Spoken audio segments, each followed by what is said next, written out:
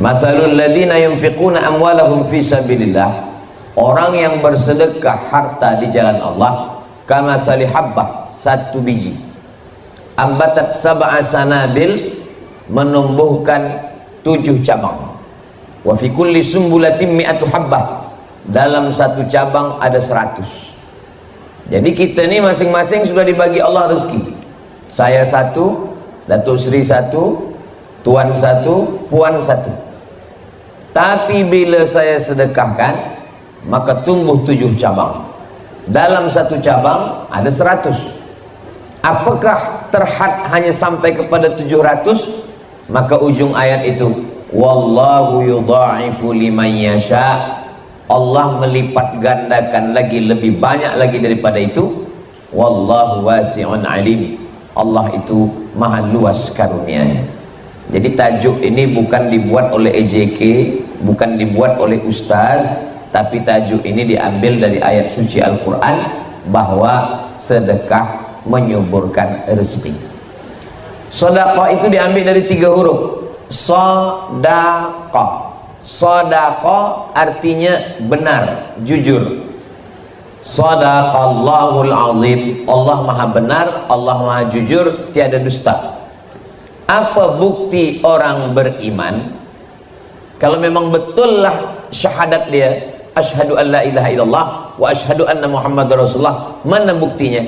Buktinya sedekah. Itu maka dia disebut dengan sedekah. Sedekah. Lelaki yang cinta kepada perempuan, cinta tak nampak. Betulkah dia cintakan perempuan? Maka bukti daripada cintanya itu sedekah, tapi pakai alif. Sedekah. Kalau sedekah tak ada alif, sedekah. Tapi kalau sedekah, sad dal alif qaf, sedekah artinya mahar nikah. Apa bukti lelaki itu betul cintanya? Maka dia bawa mahar. Lelaki yang cintanya betul, dia bukan cuma berani membawa mawar, tapi berani membawa mahar. Lalu kemudian sedekah itu juga bermakna tidak hanya benda. Ada digunakan infak, ada dipakai kata zakat, ada dipakai kata hibah, ada dipakai kata sedekah. Jadi tentang masalah ibadah harta ini ada 7. Pertama zakat, wakaf, infak, sedekah, wasiat, hibah, ghanimah. Tapi yang amnya disebut sedekah. Ketika Allah bercerita tentang zakat, bunyinya tetap sedekah. Innamas sadaqatu lil fuqara wal masakin wal amilina 'alaiha wal muallafati qulubuhum wa fir riqab wal gharimin wa fi sabilillah wa ibnis sabil. Padahal ini zakat, tapi dipakai kata sedekah. Apa maknanya? Bahwa sedekah itu am, baik yang dalam bentuk uang sedekah, padi sedekah, duit sedekah, perniagaan sedekah. Bahkan bagi orang yang tidak mampu bersedekah dengan harta, likulli sulama minkum sedekah, tiap tulang-tulang ini ada sedekah. Macam mana bersedekah tulang sendi? Likulli tasbihatin sedekah, subhanallah subhanallah, wa likulli tahmidatin sedekah, alhamdulillah alhamdulillah, wa likulli takbiratin sedekah, Allahu akbar Allahu akbar Allahu akbar. Maknanya Allah maha adil. Bagi yang ada harta, dia bagi harta. Bagi yang tak ada harta, dia bagi sedekah tulang sendi. Bagaimana kalau menggerakkan tulang pun dia tak boleh? Maka inilah sedekah yang paling ringan. Tabassumika fi wajhi akhika sedekah. Senyummu ke wajah saudaramu pun sedekah. Kalau zakat, tak semua orang boleh berzakat. Sebab zakat hanya ada nisab emas 85 gram. Di bawah daripada itu dia tak wajib zakat. Infak itu hanya benda. Wa anfiqu min thayyibati ma kasabtum, berikanlah hasil daripada usaha kamu. Jadi kalau usaha dia berniaga, bagi harta niaga. Kalau usaha dia adalah bertanam tanaman, bagi benda. Tapi sedekah lebih ringan, lebih mudah. Yang tak ada harta benda, yang tak ada tanam-tanaman, yang tak ada emas dan perak, maka dia boleh dengan tulang sendi dan dengan senyuman. Itu maka kalau kita buat box kotak, yang paling elok itu namanya kotak infak. Sebab kalau kotak sedekah, nanti bila lalu orang senyum saja. Sebab senyum juga adalah bagian daripada sedekah. Begitulah adilnya Allah Subhanahu wa taala. Di mana letak keadilan Allah? Kalaulah seandainya sedekah itu hanya bagi orang yang punya harta, apa kata orang yang tak ada harta? Macam mana kami nak berbuat baik? Allah Maha Adil. Tidak hanya satu jalan. Maka pintu surga itu ada salah satu pintunya namanya babus sedekah, bagi orang yang bersedekah. Walaupun dia tak berzakat sebab tak ada nisab, walaupun dia tidak ada berwakaf kerana tak ada tanah lebar untuk berwakaf, tapi dia cukup dengan bersedekah, dia masuk melalui babus sedekah. Itu keadilan Allah Subhanahu wa taala. Salah satu sifat Allah adalah al-adlul latif. Adil, latif, lembut. Banyak manusia adil tapi tak lembut. Allah Subhanahu wa taala keadilannya amat sangat lembut sehingga dia tahu perasaan orang yang beriman. Sedekah menyuburkan rezeki, menambah. Tapi juga sedekah menolak bala. Jadi kalau ada orang pagi dia bersedekah, lalu kemudian sampai petang dia tunggu, betul tak tazkirah Ustaz Abdul Somad di tunas hijau. Kalau tuan membeli nanas, cepat dipotong supaya tak layu. Namanya tunas tapi udah banyak pokok kayu.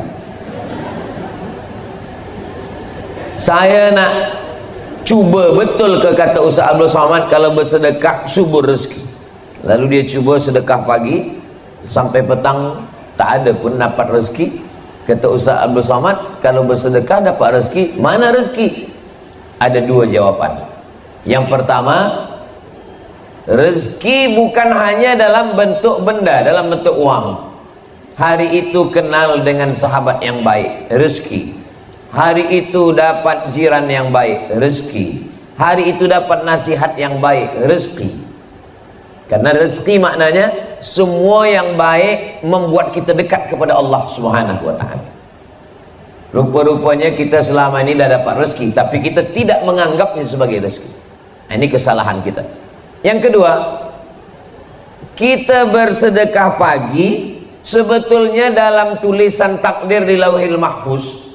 Hari itu kita, maaf na'udzubillah, ada eksiden melanggar seekor kambing di jalan. Tapi kerana sedekah pagi itu Allah elakkan sehingga kita tidak jadi melanggar kambing. Boleh jadi kita lambat, kambingnya dulu lalu, atau kambingnya cepat, kita lambat, sehingga terilakkan daripada eksiden musibah. Itulah mengapa ada istilah orang Melayu sedekah tolak bala. Pindah rumah sedekah tolak bala, nak buka kebun sedekah tolak bala. Dari mana datang istilah sedekah tolak bala ini? Sedekah tolak bala dari hadis Nabi SAW. As-sadaqatu tadfa'ul bala. Sedekah menolak bala. Jadi banyak orang menganggap bahwa yang namanya balasan sedekah ada bendanya. Tapi boleh jadi balasan sedekah bendanya tak ada, tapi dia menolak musibah bala yang semestinya ada menurut ujian takdir Allah. Apakah boleh takdir itu ditolak? La yaruddul qada illa du'a. Tidak ada yang boleh menolak takdir kecuali doa. Dan satu lagi adalah sedekah. As-sadaqatu tadfa'ul bala, menolak bala. Makanya dalam hadis dikatakan, man ahabba ayyubsata lahu fi rizqihi, siapa yang mahu subur rezekinya, wa yunsa'alahu fi atharihi, panjang umurnya, falyasil rahimahu, maka hendaklah dia bersilaturahim. Dengan bersilaturahim dia bersedekah. Lalu kemudian ayat ini bertembung dengan ayat Al-Quran. Idza jaa ajaluhum, kalau ajal sudah sampai, la yastakhiruna sa'atan, tak dapat ditunda walau sesaat, tak dapat ditambah walau sesaat. Ajal rezeki sudah ditetapkan Allah. Tapi kenapa dalam hadis ini dikatakan rezeki boleh bertambah dan umur boleh bertambah? Maka ada dua jawaban, kata Syekh Muhammad Mutawalli Asy-Sya'rawi dalam kitab Al-Fatawa Al-Kubra. Jawaban yang pertama, memang betul rezeki itu bertambah dan umur itu memang betul-betul bertambah karena sedekah dan silaturahim. Umur saya umpamakan 50, lalu kemudian karena bersedekah bersilaturahim ditambah Allah. Kenapa boleh bertambah? Padahal sudah ada takdir. Yamhullahu ma yasha. Allah Maha Kuasa menghapus suratan takdir. Wa yuthbit, dan Allah kuasa juga untuk menetapkan takdir. Wa indahu ummul kitab, karena Allah yang memiliki ummul kitab, induk dari segala kitab adalah Lauhul Mahfuz.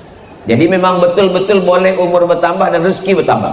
Tapi ada jawaban yang kedua, umur tidak bertambah, rezeki tidak bertambah, tapi yang bertambah itu adalah barokahnya. Umur tetap 50, tapi barokah umur lebih daripada orang yang berumur 100 tahun. Makanya kadang ada kita tengok orang yang umurnya meninggal 25, 30 muda, tapi manfaat hidupnya untuk orang banyak, sempat membina masjid, sempat menolong anak yatim, menyekolahkan fakir miskin, tahfiz Quran. Maknanya umur tak bertambah, tapi nilai umur bertambah. Untuk memudahkan kita memahami tentang bertambah tak bertambah ini, botol air minum yang ada di hadapan saya isinya 300 ml dan dia tidak boleh bertambah. Tak boleh bertambah, sebab kalau bertambah dia tumpah. Begitu juga dengan umur tak bertambah, tapi harganya boleh bertambah. Kalau isinya air putih mungkin harganya 3 ringgit, 5 ringgit. Tapi kalau isinya madu, maka harganya boleh menjadi 100 ringgit. Kalau isinya air zam-zam, berangkat haji dan umrah dulu baru dapat air zam-zam. Maknanya isi tidak bertambah, tapi nilainya bertambah lebih. Begitulah agaknya umur kita. Umur kita tak bertambah, tapi nilai yang diberikan Allah pada umur itu berlebih. Kenapa? Karena sedekah yang diberikan Allah kepada hati orang beriman, sehingga terbukalah dia. Adapun tentang masalah sedekah ini, banyak sekali hadis-hadis Rasulullah sallallahu alaihi wasallam. Di antaranya, kullu mri'in tahta zilli shadaqatihi. Nanti pada hari kiamat kita semua berada di padang mahsyar panas terik. Selalu diungkapkan panasnya seperti sejengkal matahari dari ubun-ubun kepala. Ada yang tenggelam karena peluh hingga ke lutut, ada yang hingga ke pinggang, ada yang ke leher, ada yang tenggelam. Tapi kemudian ada orang yang tak merasakan panas sama sekali. Siapa mereka? Kullu mri'in tahta zilli shadaqatihi. Orang akan bernaung di bawah naungan sedekah. Mudah-mudahan di Labuan kita tak terasa panas, di padang mahsyar pun tidak juga kepanasan, insyaallah. Itu karena sedekah kita. Lalu kemudian bagaimana dengan sedekah? Sedekah ini kan ada yang banyak, ada yang sedikit. Begitu jugalah nanti di padang mahsyar, ada yang atapnya kuat kokoh, ada yang kurang kuat, ada yang ikhlas, ada yang kurang ikhlas. Kita husnuzan kepada Allah subhanahu wa ta'ala. Bagaimana? Pokok-pokok kayu semua tercabut. Wa takunul jibalu kal ihnil manfush. Gunung-gunung, bukit-bukit macam bulu kambing yang dihembus angin. Maka pokok kayu tak ada, rumah tak ada, kubah tak ada, semua tak ada, rata semuanya. Tapi ada orang yang mendapatkan naungan arasy Allah, itulah orang yang bersedekah. Lalu kemudian hadis lain pula mengatakan, apa dia? Dawu mardakum bis sadaqah. Obati orang yang sakit di antara kamu dengan bersedekah. Datanglah seorang yang sakit lama tak sihat, minta fatwa kepada seorang ulama ahli hadis namanya Imam Abdurrahman bin Mahdi. Wahai Imam Abdurrahman bin Mahdi, ya, saya minta fatwa kepada engkau tentang penyakit saya. Kamu sudah berobat? Sudah. Sudah pergi ke tabib? Sudah. Sudah makan minum madu habba sauda? Sudah. Kata Imam Abdurrahman bin Mahdi, saya teringat satu hadis. Dawu mardakum bis sadaqah. Engkau cari suatu kampung yang mereka susah mendapatkan air kering, buatkan perigi di sana. Kata orang yang sakit ini, apa hubungan perigi dengan sakit saya? Sebab saya pernah mendengar hadis dawu mardakum bis sadaqah. obati orang yang sakit dengan sedekah. Saya tengok sedekah yang paling elok adalah memberikan air, maka engkau buatkan.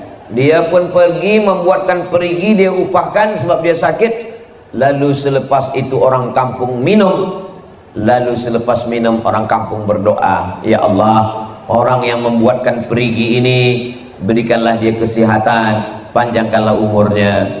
Maka menurut akal tak ada hubungan antara sakit dengan perigi. Tapi bagi orang yang bertauhid, yang sakit itu datangnya ujian dari Allah, yang berdoa setelah dapat air dari perigi juga berdoanya kepada Allah, bertemu doa pada Allah Ta'ala. Innama amruhu idza arada syai'an ayyaqula lahu kun fayakun. Maka di antara ujian sakit, tidak ada orang yang sakit. Bezanya dulu kita menganggap penyakit itu sebagai laknat. Dalam Islam, penyakit adalah salah satu cara Allah menaikkan darjah, memberikan pahala sabar, memberikan pahala ridha, dan menghapuskan segala dosa. Mudah-mudahan yang sakit di antara kita diberikan Allah kesembuhan dan kesehatan. La yusibul mu'min min nasabin wala wasabin wala saqamin wala syaukin. Kalau ada penyakit, susah hati, kerisauan, sampai duri yang mencucuk tapak kaki, illa kaffarallahu anhu biha sayyi'atuh. Allah Ta'ala mengampunkan, menghapuskan segala dosa dan kesilapannya. Begitulah Allah Subhanahu wa Ta'ala. Berikutnya juga bahwa sedekah itu menghubungkan kita dengan orang yang sudah lama mati, meninggal dunia. Ayah kita, ibu kita meninggal dia. Mereka tidak disebut di alam akhirat karena dunia belum kiamat. Tapi mereka juga tidak disebut dunia karena mereka sudah meninggal. Maka antara akhirat dengan dunia ada satu alam. Alam itu disebut dengan alam barzakh. Barzakh maknanya pemisah. Di sana akhirat, di sini dunia. Yang memisahkan antara akhirat dengan dunia adalah alam barzakh. Bila nanti dunia kiamat, barzakh hilang, dunia hilang, yang ada hanya akhirat. Lalu kemudian bagaimana kita ada hubungan dengan orang yang ada di alam barzakh? Hubungannya adalah dengan sedekah. Datanglah seorang sahabat Nabi bernama Sa'ad. Kata Sa'ad bertanya kepada Nabi Muhammad SAW, ummi matat, mak saya meninggal. Bagaimana saya berhubungan dengan dia? Afa atasaddaqu anha? Kalau saya bersedekah, apakah sedekah saya ini sampai kepada dia padahal dia sudah mati, meninggal dunia? Kata Nabi, tasaddaq, bersedekahlah engkau Sa'ad. Sa'ad bertanya balik, ayyus sadaqatu afdal? Apa sedekah yang paling afdal? Kata Nabi, saqiyul ma, engkau bersedekah air minum. Lalu kemudian Sa'ad mengambil besi, cangkul, menggali perigi. Kenapa selalu dalam hadis-hadis Nabi itu tentang perigi? Karena memang di Jazirah Arab susah perigi, susah mendapatkan air. Adapun di tempat kita ini, Masya Allah, Tabarakallah, air melimpah ruah. Maka kita cari apa yang susah. Oh, air banyak, tempat wudhu banyak. Yang susah itu adalah tempat salat. Akhirnya dibuatkanlah surau Ummi Hadijah. Maka mudahlah orang sholat, 100 boleh, 200 boleh, sehingga orang yang lalu lalang susah mendapatkan, orang berjalan, ada orang yang sedang menikmati alam yang begitu cantik dan indah, ingat dia waktu sholat, singgah dia. Dan ketika dia sholat itu sebelumnya dia berwudu, sebelumnya dia pula pergi ke tandas, memudahkan urusan orang. Man yassara an mu'sirin yassarallahu anhu yaumal qiyamah. Siapa yang memudahkan urusan orang, dimudahkan Allah pula urusan dia pada hari kiamat. Jadi hidup ini sebetulnya pendek, singkat, sekejap, tapi akhirat juga lama. Dan sebelum akhirat itu ada alam barzakh yang amat sangat lama. Kalau kita hitung kira sekarang sudah 1445 Hijrah. Imam Syafi'i meninggal 204. Sekarang sudah 1445. Maknanya 1240 tahun sudah Imam Syafi'i di alam barzakh. Tapi tetap mengalir. Kenapa mengalir? Orang baca kitab mazhab Syafi'i. Orang baca kitab Ar-Risalah, mazhab Syafi'i. Semua kita di Asia Tenggara ini, dari Malaysia, Indonesia, Brunei Darussalam, Patani, Thailand Selatan, Moro, Singapura, semua bermazhab Syafi'i. Oh, dia imam, dia hafaz Quran, dia ulama, dia punya banyak murid. Bagaimana dengan kita? Maka di antara amal yang mengalir adalah sedekah. Yatsba'ul mayyita salasun, yang mengiringi mayat ke liang lahat tak banyak, hanya 3. Yang pertama mal, harta. Yang kedua ahluhu, keluarga. Yang ketiga adalah wa amalihi. Kata Nabi yarji'usnani, yang 2 ni balik ke rumah. Harta balik ke rumah, kereta balik ke rumah, selimut balik ke rumah. Dan yang kedua juga balik ke rumah. Anak, menantu, kawan, sahabat, semua balik ke rumah. Wa yabqa wahidun, yang tinggal hanya 1, itulah dia sedekah. Itulah mengapa orang dalam Islam disuruh mencari harta. Kenapa kita cari harta? Bukankah harta ini melalaikan kita daripada Allah? Mencari harta ini hanya membuat kita lupa berzikir. Dalam Islam mencari harta adalah untuk bekal selepas kita mati. Man bana masjidan, siapa yang membina masjid, banallah mithlahu baitan fil jannah, dibinakan Allah untuknya satu tempat dalam surga. Siapa yang membina masjid, orang sholat di masjid, mengalir pahalanya. Itu kan masjid, Ustaz. Bagaimana dengan surau? Kalau ada sholat 5 waktu, subuh, zuhur, asar, maghrib, isya, itu namanya masjid. Tapi kalau ada sholat Jumatnya, namanya masjid jami'. Itulah mengapa ada disebut, ada istilah jami' dan ada yang tak jami'. Jami' maknanya ada sholat Jumat. Sedangkan masjid tak ada jami', hanya masjid tempat sholat 5 waktu, tak ada Jumat. Jami' itu diambil dari kata jama'ah. Jum'ah, jami', berkumpul pada hari Jumat. Lalu bagaimana dengan surau? Surau ini sebenarnya masjid. Surau adalah bahasa kita, bahasa Melayu. Sehingga kalau kita masuk ke dalam surau, kita tetap niat iktikaf. Dan kalau masuk ke dalam surau, kita tetap sholat sunat tahiyatul masjid. Usolli sunnatan tahiyatul masjid, bukan tahiyatul surau. Karena dia tetap adalah hukum dia, hukum masjid. Karena ada sholat 5 waktu. Dan kalau sampai sudah diwakafkan, diambil balik, al-aidu ila hibatihi, orang yang mengambil balik hibahnya, kal kalbil ladzi ya'udu ila qaihi, seperti seekor anjing yang menjilat muntahnya kembali, menjijikkan, kotor, najis. Begitulah Allah SWT memberikan ancaman yang amat sangat hebat tentang masalah surau. Biasa kalau di Sumatera, kampung halaman saya di Minangkabau, itu dipakai istilah surau. Sedangkan kalau di Jawa dipakai istilah langgar. Tapi itu semua adalah tempat sholat 5 waktu, subuh, zuhur, asar, maghrib, isya. Dan beberapa surau ada pula sholat Jumatnya, maka disebut dengan istilah surau Jumat, karena surau ada sholat Jumat. Tapi kesimpulan semua, bagaimana dengan musola? Musola tempat sholat di dalam rumah. Jadi Nabi SAW bertamu ke rumah seorang sahabat. Selepas makan, Nabi tanya, di mana engkau ingin saya sholat? Lalu kemudian kata sahabat sahibul bait, engkau sholat di sini ya Rasulullah. Nabi pun sholatlah di sudut rumah dia. Tempat Nabi sujud itu mereka pakai juga untuk sujud, mengambil barakah bekas kening Nabi. Maka itulah ada istilah musalla al-bait, tempat sholat dalam rumah, tapi bukan untuk berjamaah, untuk sholat tahajud, untuk sholat duha. Adapun sholat subuh, zuhur, asar, maghrib, isya tetap di masjid. Tapi saya punya ibu, punya ayah di rumah, saya ingin mereka tak boleh ke masjid karena satu dan lain hal. Kita tetap lelaki sholat ke surau, ke masjid. Selepas kita sholat cepat kita balik, kita menjadi imam, mengimami mereka. Bolehkah sholat 2 kali? Ya. Sholat yang pertama itu fardu, sedangkan sholat yang kedua itu fadilah, mencari keutamaan, dan dia termasuk dalam golongan sunnah. Amat sangat baik untuk kita melaksanakan ini. Lelaki yang soleh sholatnya tetap di masjid, sedangkan lelaki yang sholat di rumah itu namanya lelaki solihah. Jadi kita ini, itulah beza lelaki dengan perempuan. Adapun perempuan sholat ke surau, sholat ke masjid, maka itu hukumnya mubah, boleh. Itulah kenapa dalam Masjid Nabawi ada namanya babun nisa.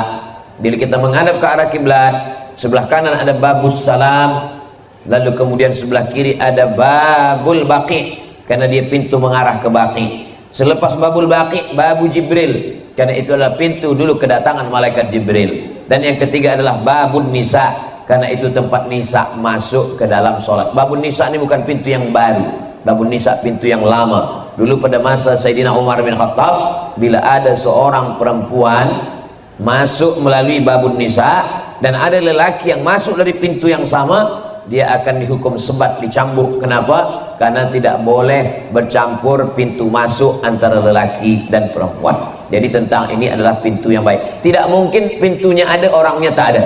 Nah, ini menunjukkan bahwa perempuan sholat ke masjid dengan menjaga adab-adab, membawa anak, mendengarkan tazkirah, ada pembacaan surah Yasin, ada pembacaan tahtim tahlil, ada semua pelajaran yang boleh diambil daripada tuan guru, maka amat sangat baik, mengalirlah pahala amal jariah sampai hari kiamat.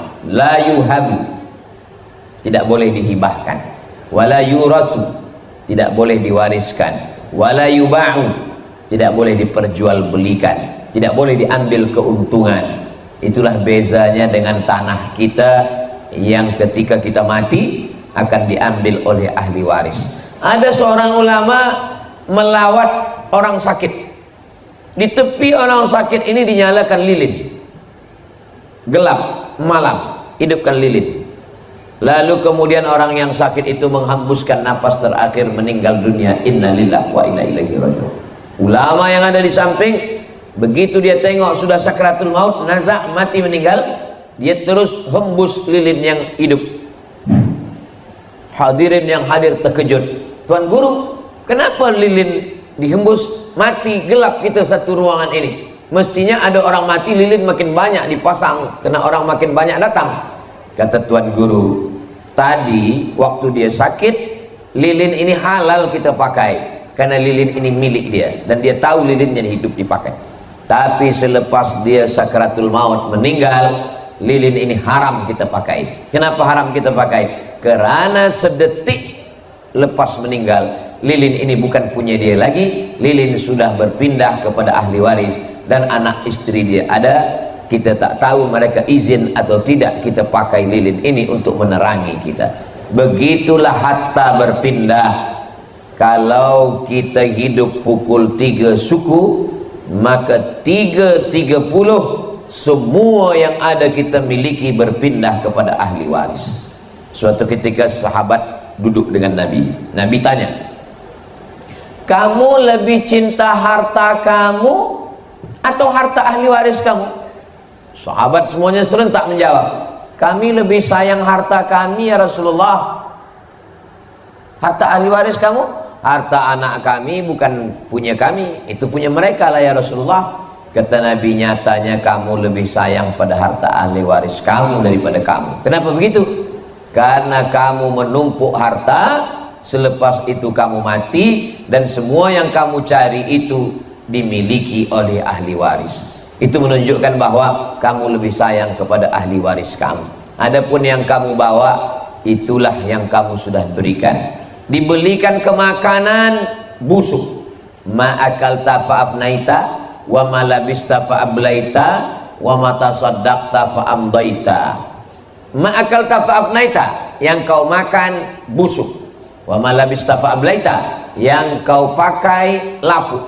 Wa ma tasaddaqta fa'amdaita, yang kau sedekahkan bekal hari esok. Yang dimakan busuk, yang dipakai lapuk, yang disedekahkan bekal hari esok. Boleh untuk status esok pagi. Apa maknanya? Bahwa manusia ini sibuk. Berapa banyak manusia keluar rumah mencari rezeki sebelum azan subuh berkumandang, berharap nanti di tempat kerja akan sembahyang subuh. Rupa-rupanya jam lambat, terbit matahari, hilang masa subuh, tak sempat jumpa anak. Balik bekerja, anak pun sudah tidur, tak nampak lagi. Berkumpul keluarga pun tidak. Lalu kemudian pukul siang zuhur, meeting, kumpul, bertemu, akhirnya juga tak sempat lagi sembahyang. Petang pun juga begitu. Nantilah sembahyang maghrib di rumah. Rupanya sampai di rumah pun sudah habis maghrib isya, letih, mengantuk, tertidur. Esok pagi berulang lagi. Terbiasa setiap hari, akhirnya lupa sembahyang, terlambat makan, masuk hospital. Dokter mula cek, kata dokter, ini awak sakit lambung, sakit usus, sakit perut karena kurang makan, tak sempat makan. Memang manusia ini luar biasa, saking sibuknya mencari makan sampai tak sempat makan. Begitulah manusia pada akhirnya, dan puncanya adalah mati menghadap Allah Subhanahu wa taala. Apa yang dibawa? Tapi saya bagi tazkirah, karena memang tajuk kita tentang sedekah menyuburkan rezeki. Bukan maknanya selepas ini esok semua orang di Labuan tak lagi bekerja. Kemana orang Labuan? Semuanya berzikir. Bukan itu maksud saya. Maksud saya kita tetap mencari nafkah, kita tetap mencari yang tujuannya adalah membina masjid, tahfiz Quran, menolong fakir miskin, membayar zakat. Karena Islam ini bukan hanya agama yang bersiap untuk mati. Kalau masalah mati, siap tak siap, kita semua akan mati. Banyak orang berkata, saya ini siap mati Pak Ustaz. Masalah mati ini siap tak siap, kita tetap mati. Dan malaikat tak pernah tanya ke sebelum dia cabut nyawa, dia tak tanya, awak dah siap mati ke belum? Yang kita perlu persiapkan itu bukan masalah mati. Yang kita siapkan itu apa bekal kita selepas mati. Dan bekal yang paling hebat selepas mati adalah bekal sedekah. Tapi ada dua lagi, ilmun yang tafa'u bih. Kita bukan ulama, dan andai kita ulama belum tentu ilmu kita ikhlas, dan andai kita ikhlas belum tentu diamalkan orang. Lalu kemudian anak yang soleh, belum tentu anak kita soleh. Masa kita hidup dia soleh, lepas kita mati dia tak soleh, maka satu-satunya harapan tinggal lagi satu, sedekah. Ilmu boleh jadi tak diamalkan orang, tapi sedekah masjid, mereka tak perlu berkata ila hadrati.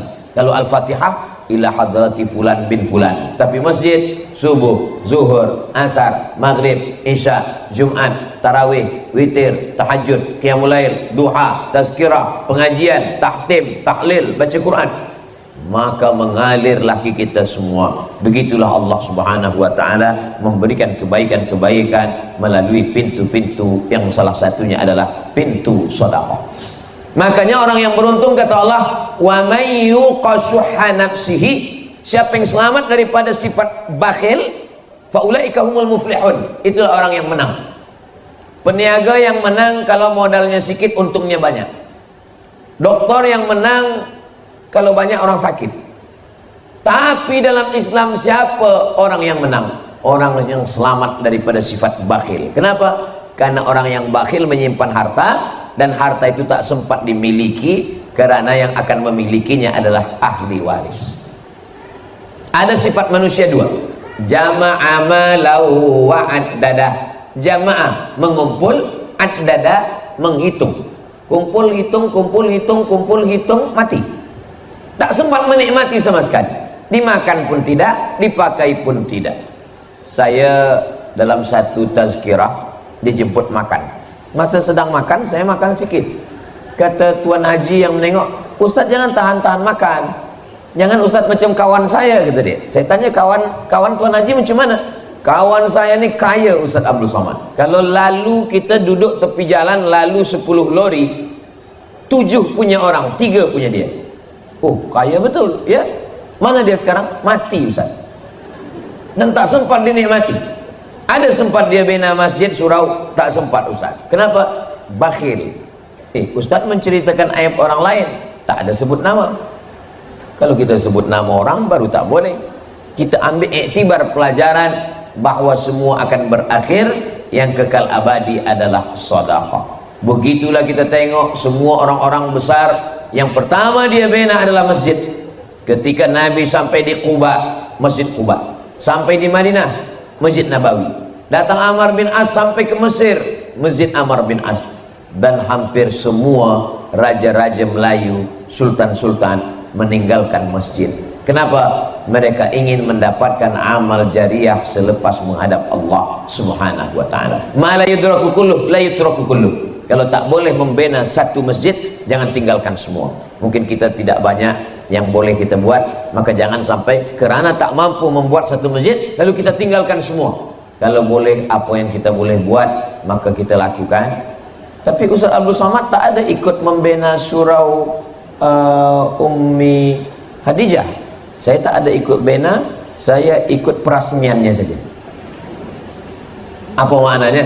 Duduk bersama. Kalau dah selesai, ikut sembahyang, memakmurkan masjid. Innama ya'muru masajidallah. Orang yang memakmurkan masjid itu man amana billah wal yaumil akhir wa aqamas salah wa ataz zakah wa lam yakhsha illallah. Sifatnya 5. Beriman kepada Allah, beriman kepada hari akhirat, menegakkan salat, membayar zakat, wa lam yakhsha illallah. Dan mereka hanya takut kepada Allah, tak takut fakir, tak takut susah, tak takut hilang harta, tak takut tak dapat pahala, karena keyakinan yang begitu kuat kepada Allah subhanahu wa ta'ala. Lebih kurang 45 menit saya sampaikan tajuk kita pada petang hari ini. Mudah-mudahan menjadi bekal yang menyampaikan dan yang mendengar. Siapa yang paling mulia di antara kita? Yang paling ikhlas, yang paling takut kepada Allah subhanahu wa ta'ala. Aku nih, kata setan, bukan kata saya, kata setan. Gua nih, kata setan. Kebetulan setannya dari Jakarta. Aku nih, kata setan, mau menggoda anak cucu Adam ini seriusnya, bukan main. La'atiyannahum min baini aidihim, aku akan goda mereka dari depan, wa min khalfihim, dari belakang, wa an aimanihim, dari kanan, wa an syama'ilihim. Maka ketika dia menggoda dari 4 arah, kita pun minta cahaya kepada Allah dari arah depan dia. Wa amamina nura, dari belakang, wa min khalfina nura, dari belakang, wa an yaminina nura, dari kiri, wa an syama'ilina nura, dari atas dan dari bawah. Akhirnya kita dikelilingi oleh cahaya, tidak ada kegelapan. Setan, roh kejahatan, kegelapan, dia masuk dari tempat yang gelap. Itu makanya diskotik itu gelap. Pernah ngeliat diskotik terang? Ketahuan ini Ustaz Somad pernah ke diskotik. Ngapain orang ke diskotik? Mencari tempat gelap. Padahal kalau mau gelap nggak perlu ke diskotik, cukup mati lampu gelap.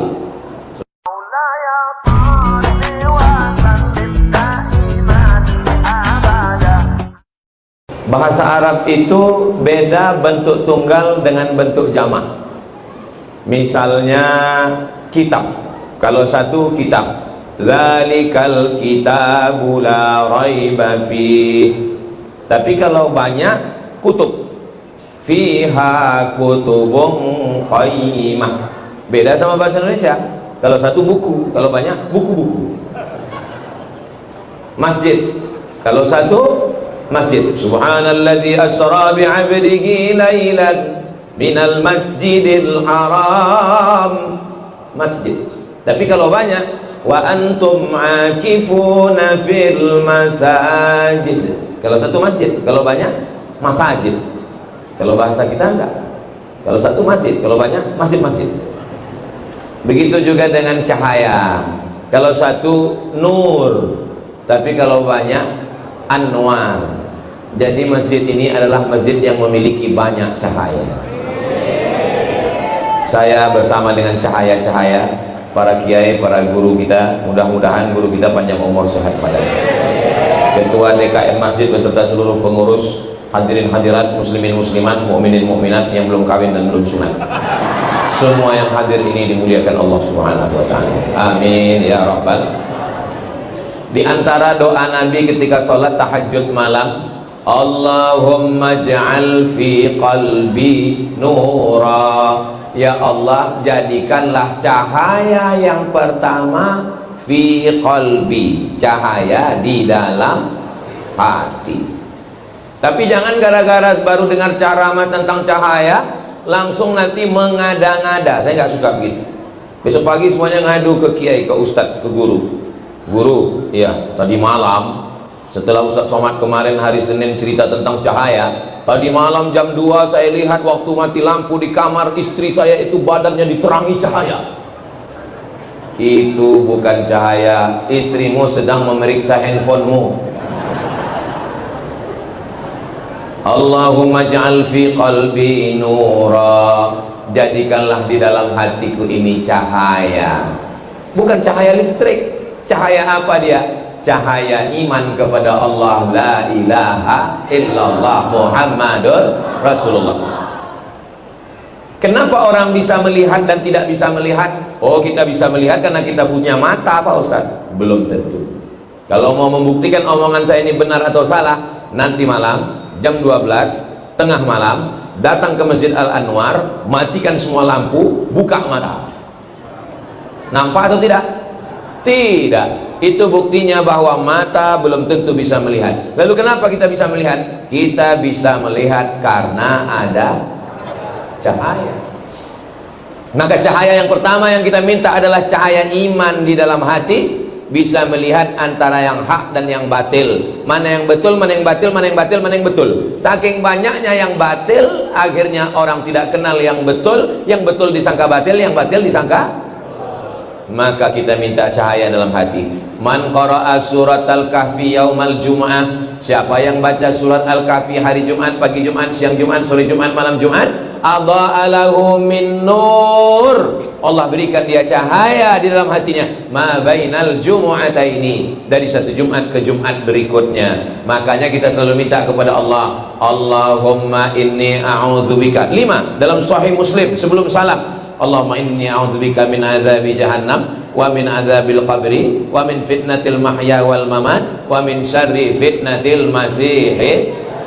Kenapa orang tidak bisa membedakan mana masih yang asli, mana masih yang dajjal? Karena hatinya gelap, tidak diterangi cahaya. Malam yaj'alillahu lahu nuran, siapa yang tidak diberikan cahaya, fama lahu min nur, maka sampai mati dia tidak akan mendapatkan cahaya. Mudah-mudahan dengan cahaya iman Islam yang ada dalam hati, kita bisa membedakan mana al-masih asli dan mana al-masih dajjal. Datang seorang mengaku dirinya al-masih, dia tunjuk kepada langit, ya sama imtiri. Oh, ada ibu-ibu di atas. Hai besti. Ya sama imtiri, wahai langit turunkan hujan. Langsung turun hujan. Dia perintahkan kepada bumi, ya ardi umbuti, wahai tanah tumbuhkan tanam-tanaman. Langsung tumbuh tanam-tanaman di dalam masjid. Hebat. Lalu ketika ada mayat orang mati, dia tunjuk, ya mayit qum, wahai mayat berdiri. Orang yang mati jadi hidup. Kira-kira kalau datang makhluk yang begini sekarang, banyak nggak orang yang percaya sama dia? Banyak. Baru bisa bahasa semut aja udah banyak yang percaya. Apa itu baru Dajjal KW 9. Apalagi yang Dajjal yang asli. Dajjal tapi Dajjal asli. Makanya kita sholat kenapa? Ihdinas siratal mustaqim. Subuh, Allahumma hdina fiman hadait. Subuh 2 kali, zuhur 4 kali, asar 4 kali, maghrib 3 kali, isya 4 kali. Ihdina, ihdina, beri hidayah, beri hidayah, beri hidayah. Kenapa kita minta hidayah? Kita kan sudah dapat hidayah, kita kan sudah Islam. Hidayah ada 2 mas bro. Hidayah yang pertama dari kafir kepada Islam, insya Allah kita sudah dapat, amin. Hidayah yang kedua istiqomah di dalam. Berapa banyak orang yusbihu mu'minan, paginya beriman, wa yumsi kafiran, petangnya kafir. Kenapa? Karena tidak ada hidayah di dalam hati. Maka nur yang pertama diminta, Allahumma ja'al fi qalbi nura. Ya Allah, berikanlah ke dalam hati kami ini semuanya cahaya iman dan Islam. Anak cucu kami sampai hari kiamat dalam keadaan muslim. Wala tamutunna illa wa antum ala fil jasadi mudghah. Ketahuilah di dalam jasad tubuh badan ini ada segumpal, ada sekepal. Idza salahat salahat jasadu kulluh. Kalau yang sekepal di dalam hati ini baik, maka yang lain jadi baik. Kalau yang segumpal dalam diri ini kotor, jahat, gelap, rusak, hitam, maka yang lain ikut menjadi jahat. Makanya ketika minta cahaya, yang pertama kali diminta cahaya adalah komandannya dulu, panglimanya dulu. Dia adalah hati. Ustaz Somad, Ustaz salah, itu bukan hati, itu namanya jantung. Sebesar jantung, sebesar genggam, di sebelah kiri berdegup dan berdetak. Dokter mengatakan jantung, kita mengatakan hati. Daripada kita kelahi, kita pakai dua-duanya, jantung, hati. Rasakan sebelah kiri 2 jari ke bawah berdegup dan berdetak. Masih ada degupnya? Alhamdulillah. Kalau tidak, ketua masjid sudah menyiapkan kain kafan. Jantung yang normal, yang sehat, maka insya Allah orangnya sehat. Makanya ketika jamaah datang, tiba-tiba ada satu yang menghilang. Ustadznya nanya, kemarin jamaah yang selalu sholat ngaji dengan kiat jalan di mana? Mohon maaf Pak Ustadz, dia kemarin mendadak tiba-tiba karena sakit serangan jantung. Belum pernah. Kenapa dia meninggal? Kena kudis jantung. Kalau jantungnya sehat, yang lain sehat. Maka apa kata Nabi? Ketahuilah di dalam dirimu ada segumpal, ada sekepal. Kalau dia baik, yang lain jadi baik. Kalau dia jahat, yang lain jadi jahat. Kalau dia terang, yang lain ikut terang. Kalau dia gelap, yang lain ikut jadi gelap. Maka yang pertama diminta adalah Allahumma ja'al fi qalbi nura. Tadi mau datang ke Masjid Al-Anwar bawa motor, gasnya di tangan, remnya di kaki, koplingnya di tangan, giginya di kaki. Kebetulan belum metik. Tapi ketika kita di jalan, terbaca rambu lalu lintas, hati. Kenapa enggak tangan-tangan? Kenapa bukan kaki-kaki? Karena tangan dan kaki diperintahkan oleh hati. Kalau ada jamaah yang tersenyum melihat orang Ustaz Abdul Somad, maka hatinya tersenyum duluan. Ini jamaah yang tersenyum ini, hatinya pasti sudah senyum duluan. Saudara yang dimuliakan Allah SWT, itulah maka yang pertama kali diminta adalah hati. Hati, jantung normal berdegup, bunyi degupnya kencang normal. Ada yang nggak normal? Biasanya jantung itu tidak normal disebabkan dua. Pertama jatuh cinta, kedua jatuh tempo. Mudah-mudahan yang dililit utang, utangnya segera lunas. Banyak sekali. Ini kelihatannya jamaah Masjid Anwar ini orangnya baik hati. Padahal yang ngasih uang beli keramik kan tangan. Kenapa nggak dikatakan baik tangan? Baik hati. Karena hatilah yang memerintahkan. Bapak menikah dengan ibu karena jatuh? Nggak ada yang jatuh tempo kan? Jatuh hati. Kenapa? Karena hati. Makanya apa kata pujangga? Sentuhlah dia tepat di hatinya, dia akan jadi milikmu untuk selamanya. So sweet. Saudara yang dimuliakan Allah Subhanahu wa taala, kalau sudah hati percaya kepada Allah, tapi hati walaupun dia berada di badan kita bukan milik kita. Siapa pemilik hati? Ya muqallibal qulub, engkau yang membolak-balikkan hati. Sabbit qalbi, kokohkan hatiku, tambatkan hatiku, tancapkan hatiku ala dinik, dalam agamamu, wa ala ta'atik, dalam ketaatan kepadamu. Sesibuk-sibuknya bapak, sesibuk-sibuknya ibu, wahai sahabat Nabi Mu'adz bin Jabal, kamu ditugaskan mengutip zakat ke Yaman. Nanti kamu sibuk, jangan lupa sebelum salam ucapkan Allahumma a'inni ala zikrika wa syukrika wa husni ibadatik. Aku sibuk ya Allah, tolong aku supaya hatiku selalu berzikir denganmu, selalu bersyukur kepadamu, selalu beribadah dengan ibadah yang baik. Mudah-mudahan hati kita dipenuhi cahaya iman dan Islam. Setelah hati, lalu kemana? Allahumma ja'al fi qalbi nura wa fi sam'i, pendengarannya ada cahaya. Apa maksud pendengaran cahaya? Bukan berarti seperti dokter THT, telinga, hidung, tenggorokan, diperiksa telinganya pakai senter kecil. Ini adalah makna kiasan. Jangan pulang dari kajian ini semua beli senter telinga istri. Kenapa? Mau lihat sarang Spiderman. Makna telinga cahaya adalah telinga yang dipakai mendengarkan ayat-ayat Al-Quran. Amin. A'udzubillahi minasyaitonir rajim. Bismillahirrahmanirrahim. Tolong jangan bandingkan suara saya dengan Ustaz Qori kita tadi. Bainas sama'i was sumur bor. Saya hanya mau supaya telinga anak-anak kita ada cahayanya. Ustaz Somad tolong tahnik anak saya, ambil kurma, masukkan kunyah air kurma ke mulut anak. Saya nasihat Ustaz untuk anak saya, tolong di kamarnya MP3 Quran jangan mati. Oh, kalau pakai MP3 Quran habis paket Pak Ustaz. Tolong download, masukkan ke speaker Quran surat Al-Baqarah diulang-ulang untuk ngusir hantu, setan, jembalang tanah, nyiblorong, sundil bolong, gendurwo, mak lampir, suster ngesot. Ditambah lagi yang impor zombie dan Dracula. Mudah-mudahan anak-anak kita selamat dari gangguan setan. Pintu setan masuk adalah musik-musik yang tidak mengingatkan kepada Allah. Ada musik yang mengingatkan kepada Allah? Ada. Barakallah lakuma, itu boleh. Tapi musik-musik yang melalaikan,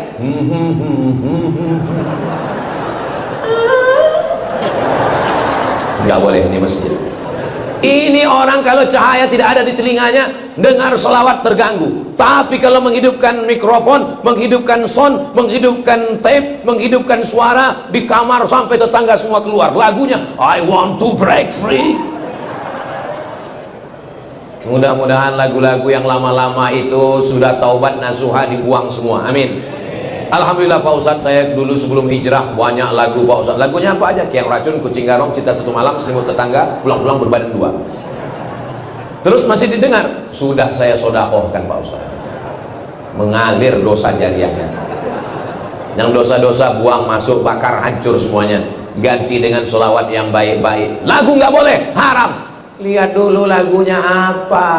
Kalau melalaikan kepada Allah nggak boleh.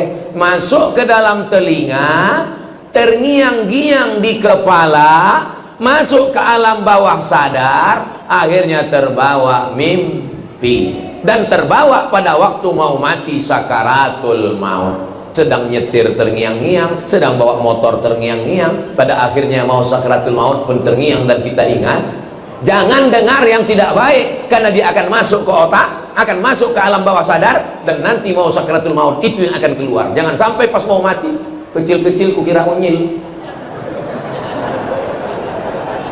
Dasar masyarakat Konoha, kurang pendidikan.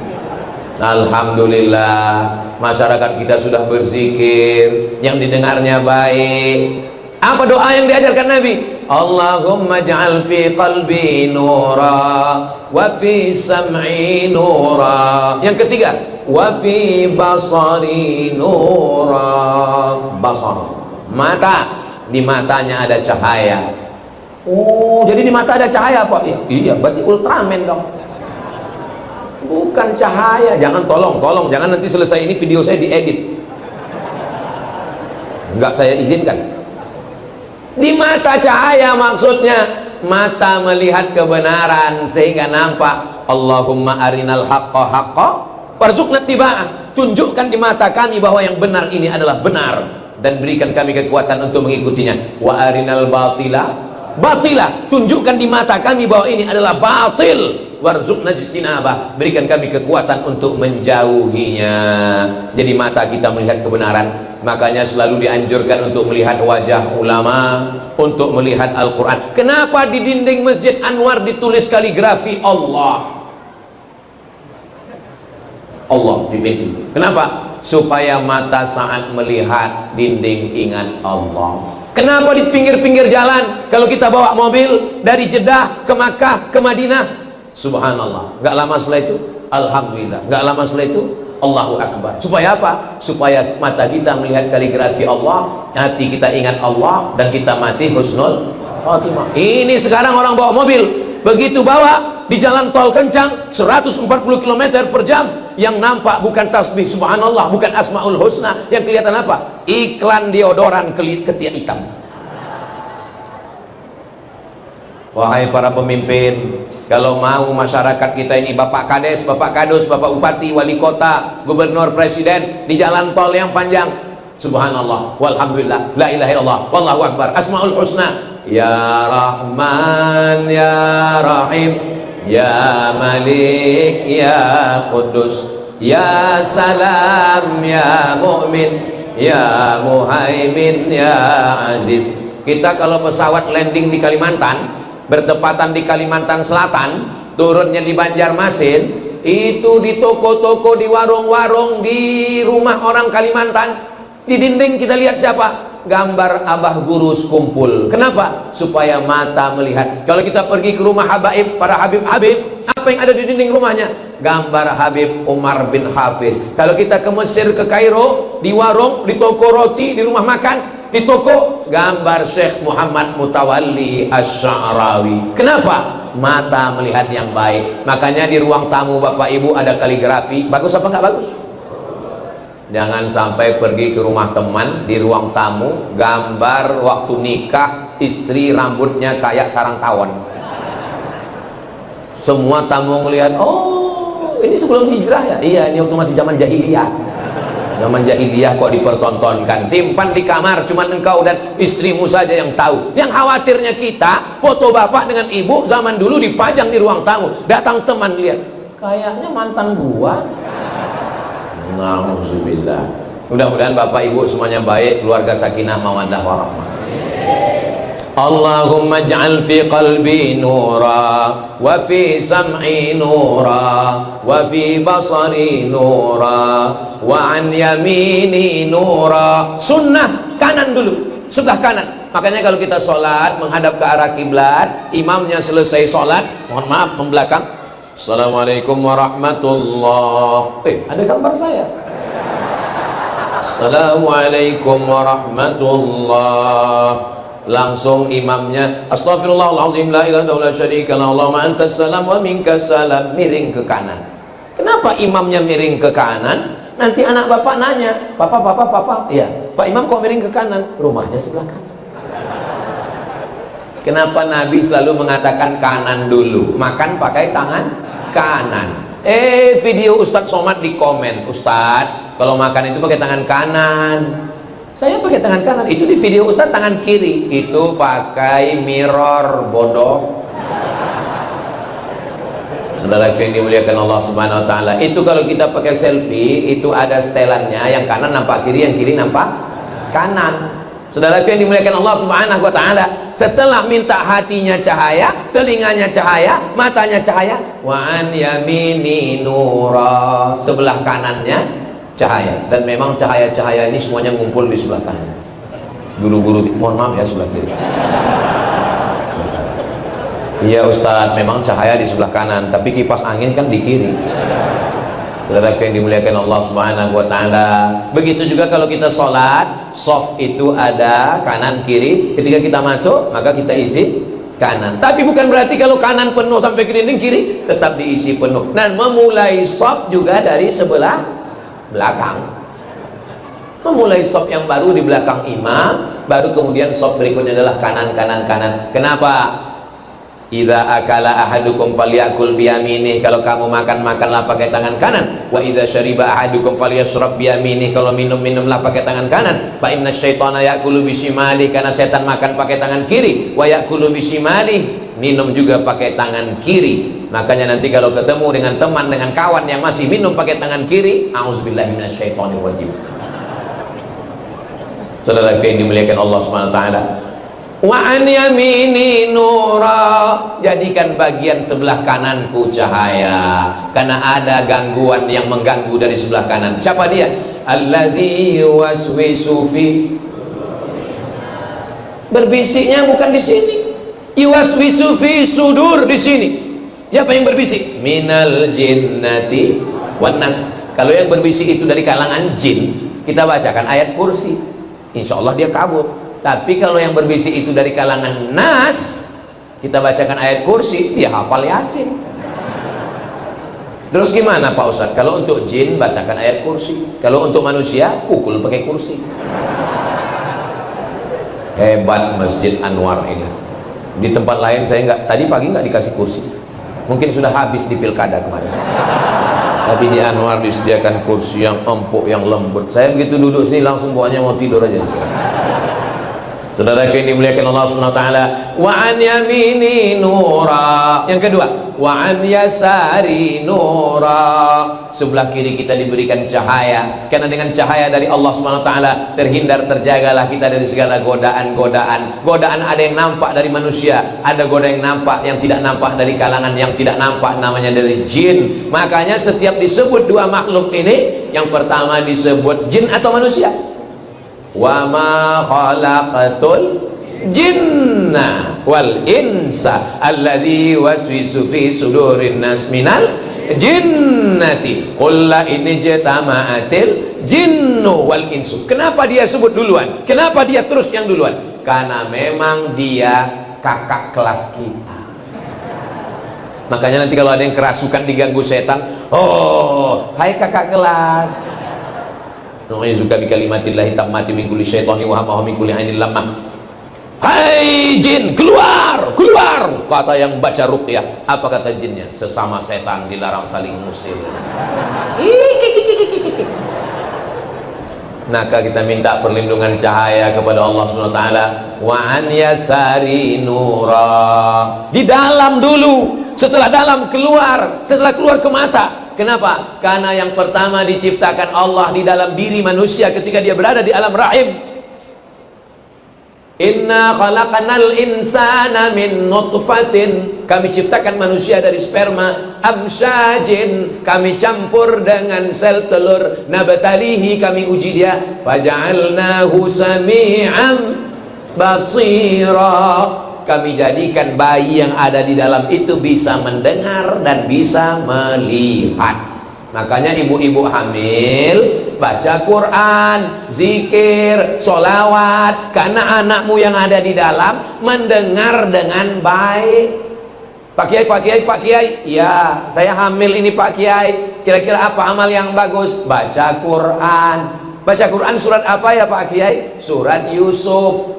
Dibaca surat Yusuf. Maksud Kiai, ibu hamil baca surat Yusuf supaya anaknya tenang, supaya iman anaknya seperti iman Nabi Yusuf. Yang hamil salah sangka, dia sangka baca surat Yusuf anaknya ganteng seperti Nabi Yusuf.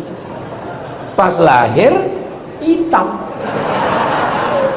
Komplain ke Kiai, Pak Kiai, anaknya kok hitam? Kiai nggak pernah marah, sejuk dengan tenang.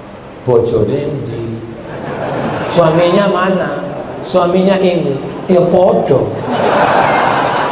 Kan sama. Kok marah? Justru kita khawatir kalau suaminya hitam, anaknya putih, berarti ada kontribusi yang lain. Saudara yang dimuliakan Allah Subhanahu wa taala, ini kanan dan kiri kita ini penuh dengan godaan.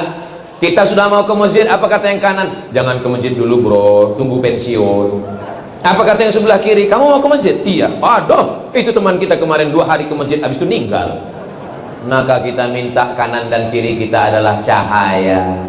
An yamini nura wa an yasari nura wa min amami, depan, bagian depan saya juga cahaya. Kenapa minta depan cahaya? Karena kita berjalan arahnya ke depan. Kalau ke kanan itu mundur, kalau ke belakang itu mundur. Maka kita jalan ke depan. Ke depan kita ini penuh dengan cahaya. Kita tatap 2025 dengan cahaya menyala, abangku.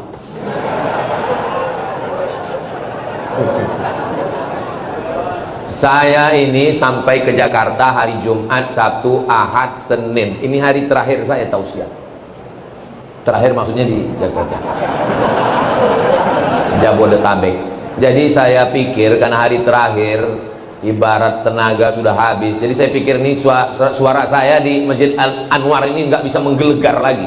Saya mau ceramahnya slow aja. Saya tadi berpikir nanti di Anwar judulnya ya tentang mati aja.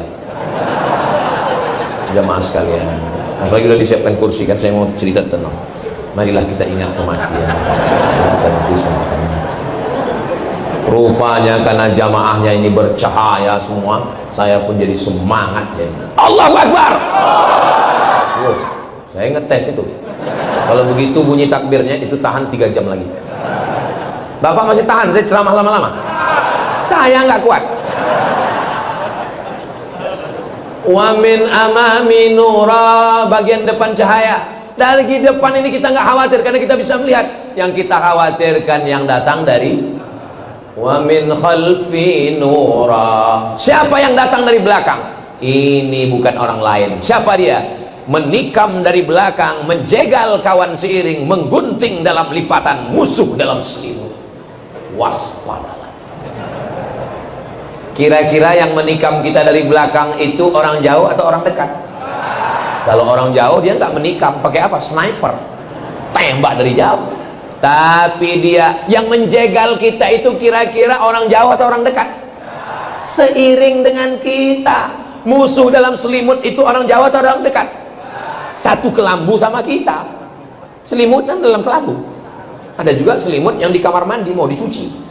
Saudara yang dimuliakan Allah Subhanahu wa taala, aman. Kalau begitu sudah, hatinya cahaya, telinganya cahaya, matanya cahaya, kanan cahaya, kiri cahaya, depan cahaya, belakang cahaya. Oh, belum. Kenapa? Ada gangguan dari atas.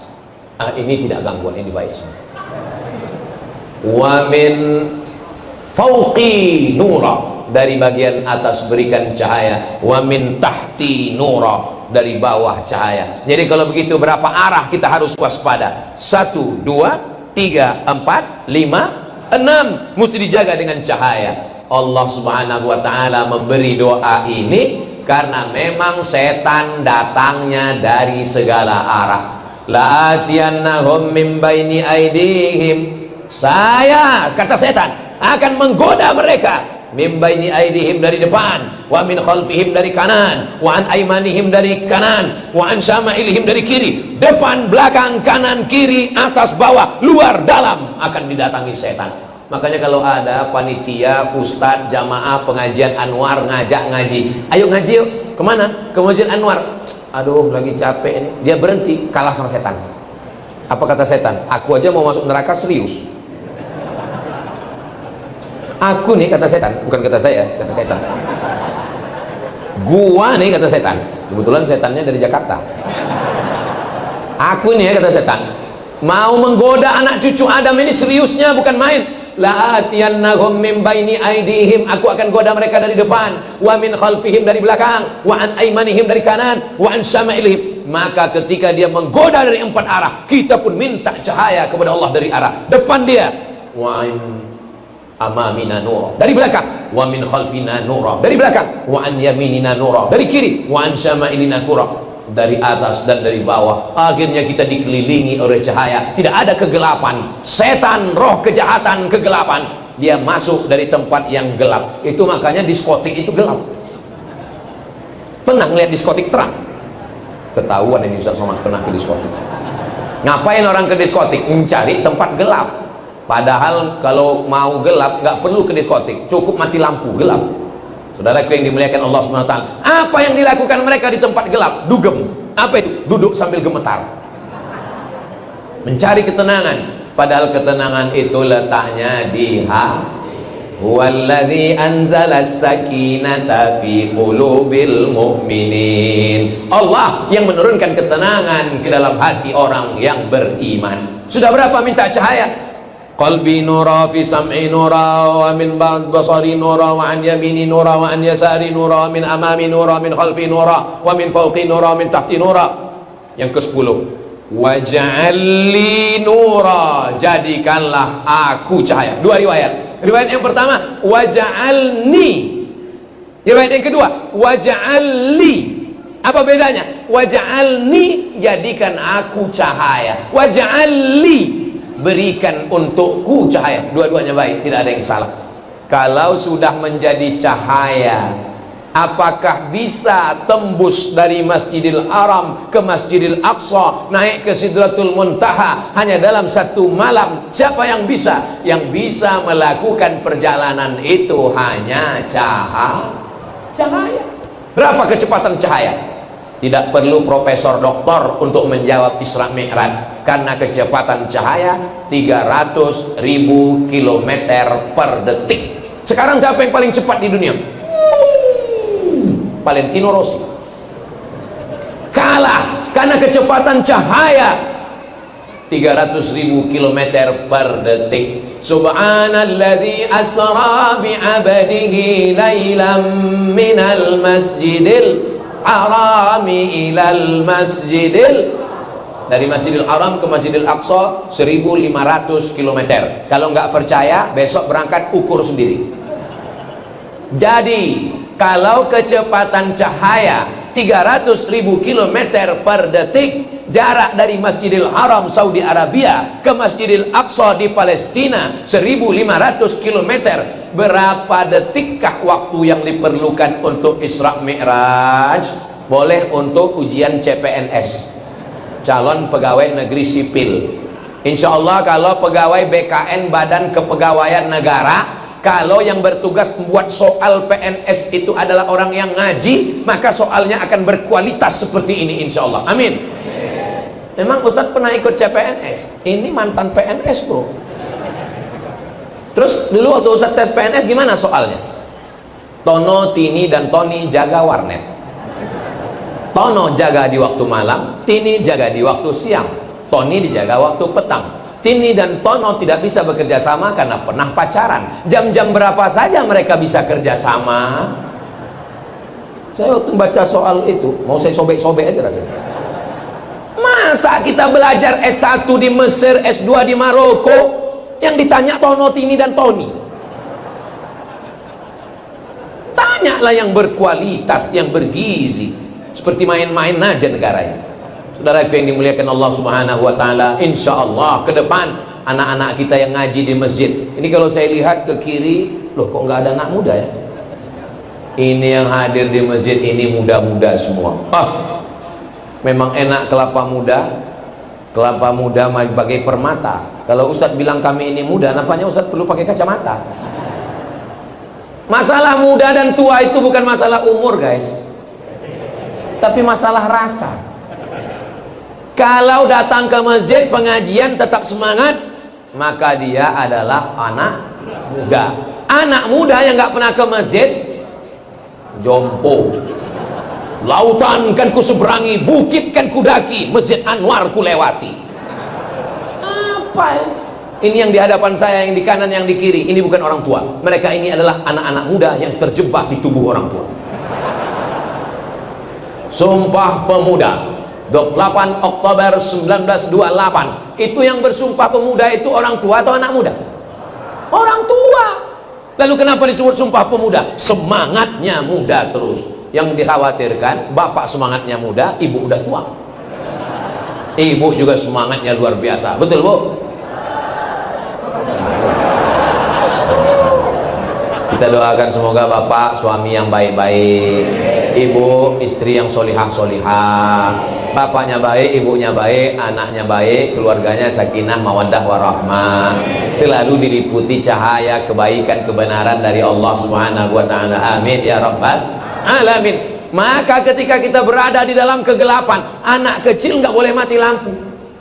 Punya anak kecil, usahakan lampu nyala terus. Kenapa? Kalau mati lampu, anaknya nangis, sesak napas, megap, kaget, stres, depresi. Begitulah orang yang berjalan di atas dunia, tidak mendapatkan cahaya kebenaran dari Allah, hidupnya sesak, stres, depresi, anxiety, bunuh diri, makan pil anjing gila, spiritus, kecubung, sakau, mati.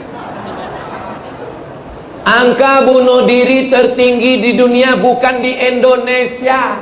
Angka bunuh diri tertinggi di dunia adalah Amerika, Eropa, Jepang, Korea. Di Jepang, negara maju, tapi mereka stres, depresi. Baru sedikit saja ujian hidup, nggak bisa tidur malam. Akhirnya pergi ke ruang tamu, ngambil samurai dari dinding, harakiri, mati.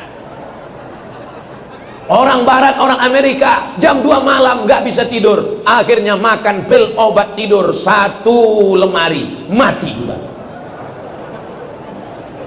Orang barat itu pakai mobil mahal, kursinya empuk seperti ini, gak goyang air minumnya di gelas, saking jalannya bagus, gak bisa tidur. Orang kita jalan berlobang, polisi tidurnya 5, naik angkot, pas bangun lewat gang, marah sama supir, kok nggak dibangun nih saya? Kata supirnya, saya juga tidur. Orang barat rumahnya besar, mobilnya mewah, duitnya banyak, dolar, euro, emas dan perak, nggak bisa tidur, stres, depresi, ketakutan. Orang Islam masuk masjid baru ngelihat ustadz,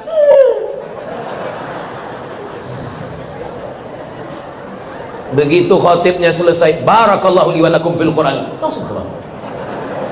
Selesai sholat bisik sama kawan, kayaknya sholat Jumat kita nggak sah tadi. Kenapa? Khutbahnya kok cuma 1.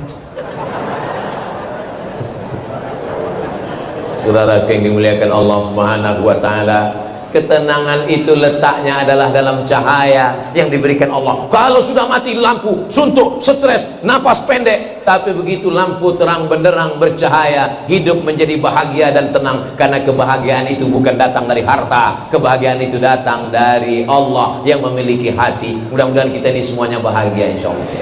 Tapi kalau saya lihat dari senyuman Bapak Ibu, ini semua orang ini bahagia semua. Kalau dilihat dari senyumannya, ini nggak ada yang punya utang, kan lepas ketawanya. Orang kalau punya utang nggak mungkin ketawanya bisa lepas gini. Dipancing setengah mati pun paten. Tengok, lepas ketawa. Mudah-mudahan yang masih ada utang, dililit utang, segera dilunaskan Allah SWT. Tuh, ternyata masih banyak juga. Apa yang membuat hati kita menjadi tenang? Ala bi dzikrillahi tatma'innul qulub. Dengan banyak berzikir hati menjadi tenang. Dari mana sumber kegelapan itu datang? Kegelapan itu datang dari dosa. Dosa apa? Pakai narkoba, mabuk, sakau, ganja, sabu-sabu. Hilang mabuknya, mabuk lagi. Kalau hidup cuma untuk mabuk, bagus mati. Zina, prostitusi, akhirnya kena virus HIV/AIDS. Kalau hidup hanya untuk berzina, bagus jadi monyet. Kasar sekali Ustaz Somad. Saya bilang monyet kasar. Orang melakukan perbuatan zina, kalau nama binatang aja disebut kasar, apalagi perbuatan binatang. Ada yang lebih ngeri lagi sekarang. Bukan cuma sekedar perbuatan zina, di atas. Orang laki-laki selera sama perempuan wajar. Ini sama laki-laki. Apa namanya itu? Namanya PLT. Apa itu? Pencinta lobang tai. Ustaz jangan ngomong begitu, menjijikkan. Mendengar omongannya saja menjijikkan, apalagi perbuatannya. Betul? Itu yang sekarang sedang ditampilkan di televisi. Pembawa acara LGBT, artis-artis LGBT. Mau dibawa kemana dunia ini? Turun laknat Allah Subhanahu wa ta'ala. Kalaulah bukan karena ulama-ulama yang ikhlas, kalaulah bukan karena ibu-ibu yang tetap membaca Yasin, berzikir di tengah malam, kalaulah bukan karena bapak yang masih tetap menghidupkan masjid, sudah lama air itu mau mengamuk dari lautan Samudra Hindia, dari Selat Sunda, akan bergulung naik menenggelamkan Jakarta. Namanya tsunami. Itu yang perempuan. Kalau yang laki-laki, Sumanto. Mohon maaf Pak Sumanto. Kenapa tidak terjadi guncangan bumi? Kenapa tidak terjadi tsunami? Karena masih ada orang-orang, wa ma kana Allahu liyu'adzibahum wa anta fihim. Azab tidak akan turun selama ada Muhammad di tengah-tengah kamu. Apakah ada Muhammad di tengah kita? Ada. Muhammad Nur, Muhammad Sobri, Muhammad Ikhlas. Rasa kepada Nabi Muhammad. Yang dimaksud Muhammad berada di tengah kita, rasa dia ada. Kita mengucapkan salam kepadanya. Assalamu alaika ya Rasulullah. Assalamu alaika ya Habibi, ya Nabi Allah, ya Rasulullah. Seakan-akan kita sedang berada bersama Rasulullah. Mudah-mudahan panjang umur, sehat badan, kita bisa berumrah mengucapkan salam di depan makam Nabi Muhammad SAW. Ongkos tanggung masing-masing. Berjalan kita pelan sampai di depan makam Nabi. Assalamualaikum ya Rasulullah, Assalamualaikum ya Habibullah. Sudah mau haru, sudah mau nangis, enggak jadi nangis. Kenapa? Diusir polisi. Haji.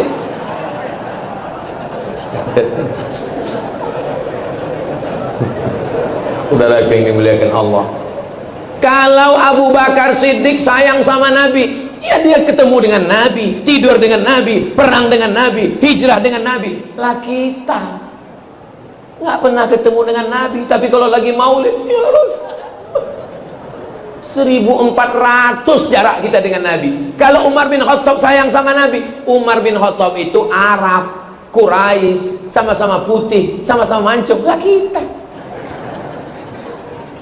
tak usahlah disebut ya. Kenapa jarak di antara kita jauh? Warna kulit di antara kita jauh, hidung di antara kita jauh. Kenapa kita dekat? Karena iman kepada Rasulullah sallallahu alaihi. Kenapa orang Yahudi nggak mau ikut Nabi Muhammad? Orang Yahudi mau nabinya Yahudi juga. Dia nggak mau Nabi Muhammad karena Nabi Muhammad itu dari jalur Ibrahim. Tapi jalur Ibrahim ini dua. Jalur Ibrahim punya anak namanya Ishak. Ishak punya anak namanya Yakub. Yakub nama lainnya Israel. Keturunannya disebut dengan Bani. Dia mau nabinya dari jalur Yakub. Sedangkan Nabi Muhammad ini anak Ibrahim namanya Ismail. Dia nggak mau. Hanya cuman beda 2 jalur aja nggak mau. Kita berapa jalur? Bayangkan kalau orang di Indonesia ini mau Nabi Muhammad itu, saya nggak mau beriman kepada Nabi Muhammad karena dia orang Arab, saya mau nabinya orang Betawi. Allah gede banget. Saya nggak mau beriman kepada Nabi Muhammad, saya mau nabinya pakai marga Muhammad Batubara. Tapi begitu ulama datang ke Nusantara, orang Banjar, orang Makassar, orang Batak, orang Sunda, orang Jawa, pripun kabare panjenenganipun? Semuanya bersyahadat asyhadu an la ilaha illallah wa asyhadu anna Muhammadan Rasulullah. Kenapa azab tidak turun? Karena masih ada rasa cinta kepada sayyidina wa maulana wa syafi'ina wa zufrina wa maulana Muhammad. Wa ma kana Allahu liyu'adzibahum wa anta fihim. Allah tidak akan menurunkan azabnya kepada kamu selama Muhammad masih ada bersama kamu. Senantiasa cinta bersedekah. Wa ma kana Allahu mu'adzibahum wa hum yastaghfirun. Allah tidak akan menurunkan azab selama mereka beristighfar. Man lazimal istighfar, siapa yang memperbanyak istighfar, 3 janji Rasulullah.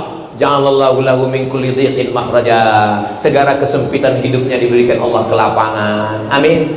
Wa min kulli hammin faraja, segala kesusahannya diberikan Allah kebahagiaan. Amin. Wa razaqahu min haitsu la yahtasib, diberi rezeki dari jalan yang tidak disangka-sangka. Amin ya rabbal. Tadi saya mulai tausiah jam 1.10, sekarang sudah jam 2.10. Makanya tadi saya mohon maaf ya Bu, saya selalu melihat ke atas, itu melihat jam.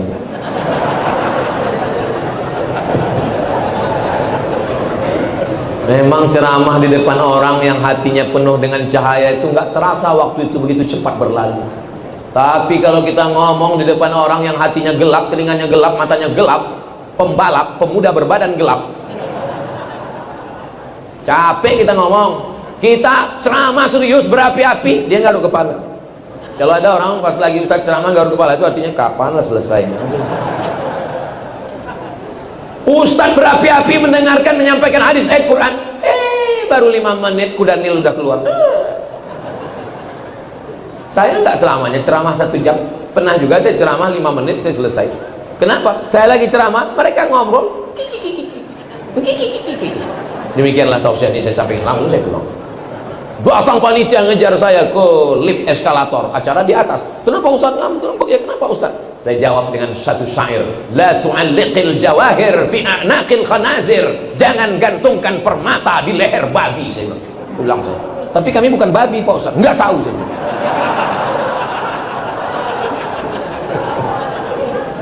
Alhamdulillah kita bertemu di tempat yang paling baik, masjid, bersama orang baik, orang beriman. Yang kita bahas yang baik ayat Quran dan hadis Nabi. Mudah-mudahan yang saya sampaikan tadi bisa diamalkan.